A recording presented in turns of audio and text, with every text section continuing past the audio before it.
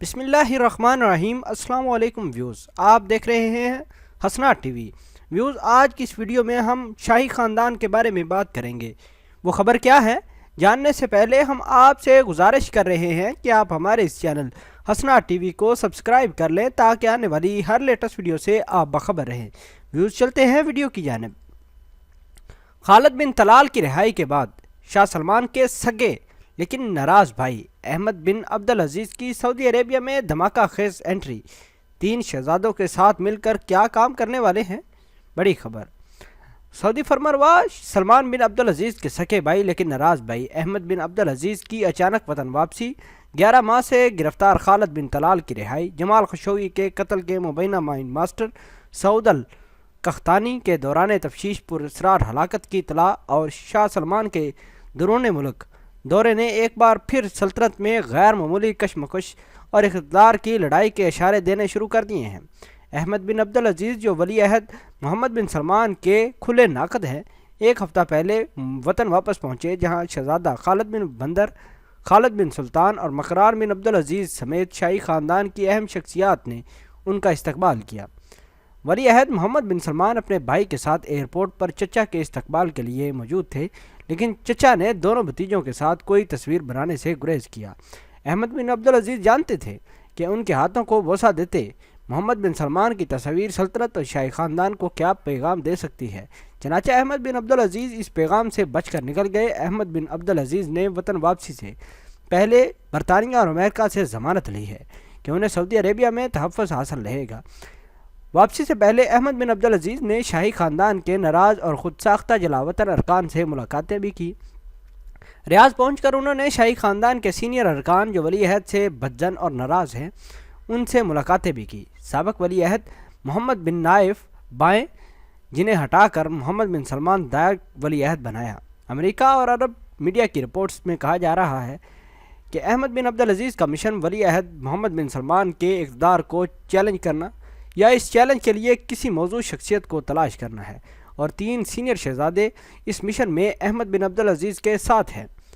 جرمنی میں خود ساختہ جلاوطن شہزادہ محمد بن خالد بن فرحان کا کہنا ہے کہ احمد بن عبدالعزیز اور مقران بن عبدالعزیز ہی شاہی خاندان کا وقار بحال کر سکتے ہیں، جو جمال خشوگی کے قتل کے بعد داغدار ہو چکا ہے۔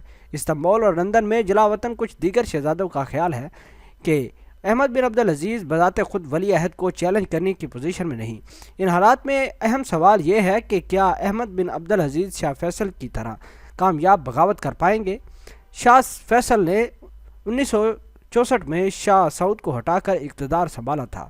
اس سوال کے جواب تلاش کرنے کے لیے ولی عہد محمد بن سلمان کے اقتدار اور اداروں پر کنٹرول اور دیگر شہزادوں کی پوزیشن کو سمجھنا ہوگا۔ اس کے ساتھ یہ بھی جاننا اہم ہے کہ اقتدار کی اس کشمکش کے اصل فریق خاندان کے اندر کون ہے، اور بیرون ملک کس کو بین الاقوامی اور علاقائی طاقتوں کی حمایت حاصل ہے۔ محمد بن سلمان نے ولی عہد بنتے ہی شہزادہ مقران بن نائف سمیت اہم سربراہوں کو عہدے سے ہٹایا۔ مقران بن نائف کو ولی عہد کے عہدے سے بھی ہٹا دیا گیا تھا، پھر انہیں منشیات کا عادی قرار دے کر شخصیت مسخ کرنے کی کوشش کی، اور اس کی کوشش میں محمد بن سلمان کے میڈیا مشیران بھی شامل تھے۔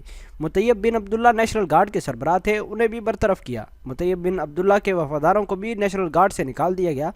محمد بن سلمان نے اپنے وفاداروں کو آؤٹ آف ٹرن ترقیاں دے کر میجر جنرل اور احمد حسن عسری جیسے لوگوں کو اہم عہدے دیے۔ احمد العسری اب جمال خشوگی کیس میں گرفتار ہے، جبکہ محمد بن سلمان کے مشیر سعود القحطانی واشنگٹن پوسٹ کی رپورٹ کے مطابق دوران حراست پر اسرار طور پر ہلاک ہو چکے ہیں۔ سعودی نیشنل گارڈز بنیادی طور پر شاہی خاندان کے اقتدار کی حفاظت پر مامور ہے۔ نیشنل گارڈ میں ملک کے اہم قبیلوں کی نمائندگی ہے، اور سابق شاہ عبداللہ کا خاندان ہی نیشنل گارڈ کا سربراہ رہا۔ 1963 سے 1910 تک عبداللہ بن عبدالعزیز نیشنل گارڈ کے سربراہ رہے۔ بادشاہ بننے پر انہوں نے نیشنل گارڈ کی قیادت میں اپنے بیٹے مطیب بن عبداللہ کو سونپی تھی۔ نیشنل گارڈ کے سربراہ کی حیثیت سے مطیب بن عبداللہ سلطنت کے طاقتور ترین فرد تھے، لیکن پچھلے چند سال کرپشن کے خلاف مہم کے نام پر وہ بھی گرفتار ہوئے۔ مطیب بن عبداللہ مبینہ طور پر تشدد کا نشانہ بنے اور $1 ارب تاوان دے کر رہا ہو رہے۔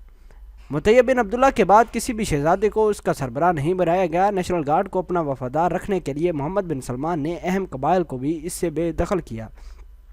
مکہ مدینہ اور حجاز کے دیگر علاقوں کے قبائل کو خصوصی طور پر نیشنل گارڈ سے نکال دیا گیا، جو شاہ عبداللہ کے خاندان کے وفادار تصور ہوتے تھے۔ کرپشن کے نام پر گرفتار ہونے والے کئی شہزادے آج بھی قید ہیں، کچھ کو جیل میں رکھا گیا ہے، جبکہ کچھ اپنے گھروں میں نظر بند ہے اور نگرانی کے لیے انہیں خصوصی چھلے پہنا دیے گئے ہیں جس سے ان کی نقل و حرکت پر نظر رکھی جائے گی۔ شہزادوں کو خصوصی چھلے پہنانے کی خبر کی تصدیق ہیومن رائٹس واچ کی ایگزیکٹو ڈائریکٹر برائے ساؤتھ وسطی سارہ واٹسن نے بھی کی تھی۔ سارہ واٹسن نے ایک ٹویٹ میں کہا کہ ولید بن طلال کی طرف سے محمد بن سلمان کے حق میں بیان دلوائے جا رہے ہیں اور غیر قانونی حراست سے آزادی کے بعد بھی انہیں نگران کڑا پہنایا گیا اور ان کے سفر پر پابندی ہے۔ ان گرفتار شہزادوں میں ٹرکی بن عبداللہ بھی ہیں۔ ٹرکی بن عبداللہ امریکہ اور برطانیہ سے تعلیم یافتہ جنگی پائلٹ اور سابق گورنر ریاض ہیں۔ ان کے علاوہ شاہ عبداللہ فاؤنڈیشن کے سربراہ بھی تھے۔ ان کے فنڈز کا تخمینہ 20 سے 30 ارب ڈالر کے درمیان ہے۔ گرفتاریوں میں شاہ عبداللہ کے خاندان کو خصوصی طور پر نشانہ بنایا گیا۔ یہ مخاصمت شاہ عبداللہ اور شاہ سلمان کے خاندان کے درمیان برسوں پرانی ہے، جو محمد بن سلمان کو ولی عہد بنانے پر شدید ہوئی تھی۔ محمد بن سلمان نے ٹرکی بن عبداللہ اور معتب بن عبداللہ کے علاوہ عبداللہ کے مزید 2 بیٹے بھی گرفتار کیے، جن میں فیصل بن عبداللہ اور مشال بن عبداللہ بھی شامل تھے۔ ان دونوں بھائیوں کو قحطانی کی ہلاکت کے بعد چند روز پہلے گرفتار کیا گیا تھا، کیونکہ انہوں نے سعود القحطانی کی ہلاکت پر سوال اٹھایا تھا۔ شاہ عبداللہ مرحوم کے داماد سلمان بن عبدالعزیز بن سلمان اور ان کے والد کو بھی گرفتار کیا گیا۔ دونوں پر کوئی بھی مقدمہ نہیں بنایا گیا۔ کئی مبصرین کا کہنا ہے کہ محمد بن سلمان سابق شاہ کے خاندان کو اس لیے نشانہ بنا رہے ہیں کہ اقتدار کو چیلنج کرنے والوں کو ہٹا کے ساتھ ساتھ شاہ عبداللہ فاؤنڈیشن کے اثاثے بھی قبضے میں لے جا سکتے ہیں۔ شاہ عبداللہ کے خاندان کے ساتھ سلمان فیملی کی مخاصمت اس وقت سے ہے جب سلمان بن عبدالعزیز ریاض گورنر تھے اور انہوں نے محمد بن سلمان کو اقتدار کے لیے تیار کرنا شروع کیا تھا، جو اس وقت صرف 20 سال کے تھے۔ محمد بن عبدالعزیز نے بیٹے کو اپنا مشیر مقرر کیا۔ شاہ عبداللہ کو نوجوان شہزادے کو اختیار سونپنے پر تحفظات تھے۔ شاہ عبداللہ کو ایک اقتصادی مشیر نے محمد بن سلمان کی شکایت کی کہ وہ اسٹاک ایکسچینج میں سرمایہ کاری کر رہے ہیں، جس پر شاہ عبداللہ نے نوجوان شہزادے کی سرجنس بھی کی تھی۔ ایک بار محمد بن سلمان نے وزارت دفاع میں مداخلت کی تو شاہ عبداللہ نے اس کی وزارت دفاع میں داخلے پر پابندی ہی لگا دی۔ شاہ عبداللہ نے گورنر ریاض کے لیے سلمان بن عبدالعزیز کی جگہ ایک اور بھائی کو نامزد کیا، تاہم تب بھی سلمان بن عبدالعزیز ناراض تھے کیونکہ وہ 1963 سے گورنر ریاض تھے اور یہ عہدہ اپنے خاندان میں ہی رکھنا چاہتے تھے۔ شاہ سلمان اور شاہ عبداللہ کے خاندانوں کی مخاصمت میں حجاز کے اہم قبائل بھی اقتدار سے الگ کیے گئے، لیکن اب شاہ سلمان سلطنت کے دورے پر نکلے ہیں اور ولی عہد بھی قسیم کے دورے پر ہے۔ ولی عہد مکمل دورے میں رہیں گے یا نہیں یہ بھی واضح نہیں، لیکن شاہ سلمان کا دورہ قبائل کو راضی کرنے کی ایک کوشش ہے۔ احمد بن عبدالعزیز کی واپسی اور مشن کی کامیابی ان حالات میں ایک مشکل ٹاسک ہے۔ احمد بن عبدالعزیز کی مددگار یا تو قیدی ہیں یا گھروں میں کڑی نگرانی میں ہیں۔ احمد بن عبدالعزیز کے پاس 2 آپشن ہیں۔ پہلا یہ کہ وہ محمد بن سلمان کے ساتھ معاہدہ کر لے اور محمد بن سلمان سے سیکیورٹی، دفاع اور وزارت داخلہ کے قلمدان واپس لے لے اور دیگر شہزادوں کو شریک اقتدار ٹھہرائے۔ دوسرا آپشن یہ ہے کہ بیت کونسل کے سربراہ کا عہدہ سنبھال لیں، جو پچھلے سال شہزادہ مشال بن عبدالعزیز کی وفات کے بعد خالی ہوا تھا۔ بیت کونسل کی سربراہی کی حیثیت سے وہ محمد بن سلمان کی بادشاہت کے لیے چیلنج بن سکتے ہیں۔ احمد بن عبدالعزیز کے مشن کی کامیابی کے لیے اہم بات یہ ہے کہ وہ سعود خاندان کے کتنے اہم ارکان کو اپنا ہم نوا بناتے ہیں، کیونکہ محمد بن سلمان کا بادشاہ بننا خاندان اور ریاست کے لیے نیک شگون نہیں۔ سعودی عرب میں اقتدار کی تبدیلی کے لیے امریکی صدر ڈونلڈ ٹرمپ، اسرائیل، متحدہ عرب امارات سمیت گلف تعاون تنظیم کے ارکان کی بھی حمایت اہم ہے، اور اب تک یہ سب محمد بن سلمان کے پیچھے کھڑے ہیں۔ اسرائیل کے ذکر پر کچھ لوگ حیران ہو سکتے ہیں، لیکن اسرائیل خطے کا اہم ترین کھلاڑی بن چکا ہے۔ متحدہ عرب امارات اسلحہ فراہم کرنے والا بڑا ملک ہے، اس کی سیکیورٹی ایڈوائزر بھی امارات میں تعینات ہے۔ اسرائیل کی ٹیکنالوجی کے لیے تمام عرب ممالک اس کے تحفظات بڑھا رہے ہیں۔ اسرائیل ایران کی سرکوبی کے لیے محمد بن سلمان سے زیادہ موضوع کسی کو نہیں سمجھتا۔ سعودی شاہی خاندان کے جھگڑے میں یاد رکھنے کی ایک اور بات یہ ہے کہ شاہ فیصل اور شاہ عبداللہ کے سوا تمام بادشاہ صدیری 7 ہیں۔ صدیری 7 آل سعود کے اندر 7 بھائیوں کا وہ طاقتور اتحاد ہے جس میں سے شاہ فہد اور شاہ سلمان بادشاہ بنے، اور اب اس میں آخری احمد بن سلمان ہے جنہیں اقتدار نہیں مل رہا۔ احمد بن عبدالعزیز اقتدار پر قبضے کی کوشش ابھی سے نہیں کر رہے، بلکہ یہ کوشش محمد بن سلمان کے ولی عہد بننے کے بعد ہی कोशिश हो गई थी। जब अब अहमद बिन अब्दुल अजीज़ ने दावा किया कि उलमा उन्हें बादशाह बनाने पर तैयार हैं, 8 सीनियर तरीन शहजादे भी उनके साथ थे। ये कोशिश सिर्फ मोहम्मद बिन सलमान के ख़िलाफ़ नहीं बल्कि शाह सलमान के ख़िलाफ़ भी थी, और इस कोशिश का तरीका 1964 जैसा है, जब शाह फैसल ने सुतेले भाई सऊद बिन अब्दुल अजीज़ को हटाकर इक़्तिदार संभाला था।